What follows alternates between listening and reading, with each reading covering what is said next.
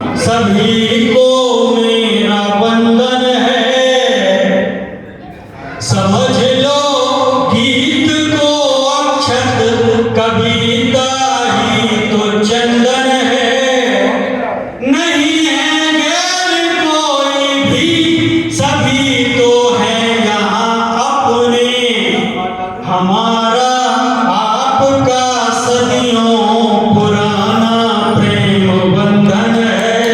हमारा आपका सदियों पुराना प्रेम बंधन है। चार पंक्तियां पढ़ता हूं मैं। सम्मानीय मंच, सम्मानीय सदस्य और आज का यह जो दीपावली मिलन का कार्यक्रम है, यहाँ मंच पर जो हमारे साथी संगीत के माध्यम से सभी का मनोरंजन कर रहे हैं, सभी उपस्थित के लिए चार पंक्तियां पढ़ूंगा। यहाँ हर कोई सुंदर है, किसे पहले निहारूं मैं। आदरणीय भाई साहब, मुझे कवि हृदय बोला है, कवि बोला है तो कवि की सबसे बड़ी इच्छा होती है कि आदरणीय, मैंने आपको ध्यान से सुना तो आप भी थोड़ी देर मुझे ध्यान से सुने। आदरणीय भाई साहब धारीवाल जी, निवेदन करूंगा। आदरणीय दिनेश शर्मा जी जो कि सदगुरु लायंस क्लब सदगुरु के अध्यक्ष हैं, उन्होंने बड़े ही सारगर्भित संक्षिप्त शब्दों में अपनी बात यहाँ रखी और मुझे यहाँ आदरणीय ने बुलाया कि कविता पढ़ते हैं, ओजस्वी कविता पढ़ते हैं या क्या पढ़ते हैं। मैं बस 2-5 मिनट आपके प्राण पीऊंगा, ज्यादा अच्छी बातें मैं नहीं करूंगा, क्योंकि कार्यक्रम के प्रारंभ में आदरणीय ने कहा था ये मनोरंजन का कार्यक्रम है, मनोरंजन का कार्यक्रम है, तो 2-4 मिनट में भी मनोरंजन करूंगा। चार पंक्तियां मैं पढ़ रहा हूँ सभी सम्मानित सदस्यों के लिए। हमारे भाई अरोड़ा जी बैठे हैं, उनको भी इन पंक्तियों में मैं शामिल करता हूँ।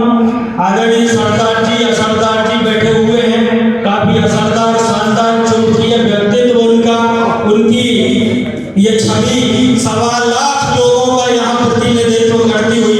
एक बार जोरदार तालियां आप उनके सम्मान में बजा दें।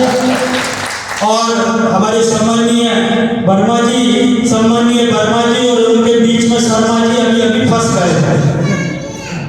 चार पंक्तियां पढ़ता हूं मैं। यहाँ हर कोई सुंदर है, किसे पहले निहारूं मैं। सभी तो मेरे अपने हैं, किसे पहले पुकारूं मैं। कोई है चांद सा रोशन, कोई तारों सा झिलमिल है। पलाएं किसकी लूं पहले, नजर किसकी उतारूं मैं। पलाएं किसकी लूं पहले, नजर किसकी उतारूं मैं। और अब मैं 4 मिनट और आपके लूंगा, काफी कीमती आपका समय है। मेरी बड़ी इच्छा थी कि मैं वीर रस का कवि बनूं। देश प्रेम, देशभक्ति, देश के प्रति समर्पण, राष्ट्रीयता की बात करूं। मैं एक ही कविता लिख पाया था वीर रस की, और मेरा विवाह हो गया। जब विवाह हुआ तो वीरता धराशायी हो गई, क्योंकि जो व्यक्ति अपनी पत्नी को नहीं ललकार सकता वो दुश्मन को क्या ललकारेगा। इसलिए मैं हास्य व्यंग्य की तरफ आ गया। फिर मेरी इच्छा हुई कि मैं पैतृक कार्य करूं। आदरणीय सरदार जी, ब्राह्मण बालक हूं, मेरी इच्छा हुई कि पूजा पाठ करूं।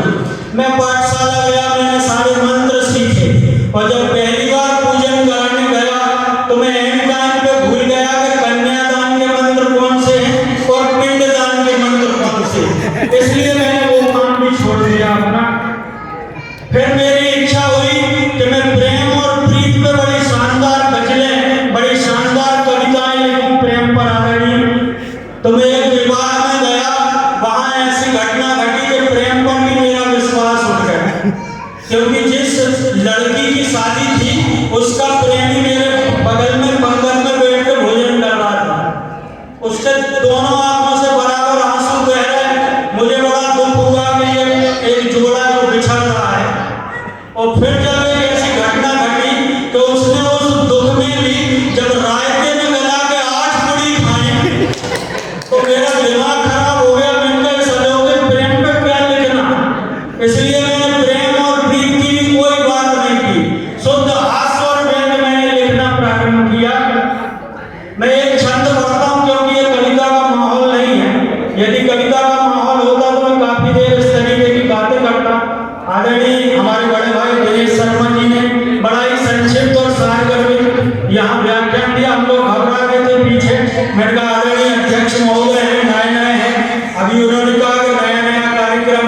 हमने हमारे बड़े भाई को बोलते हुए सुना है।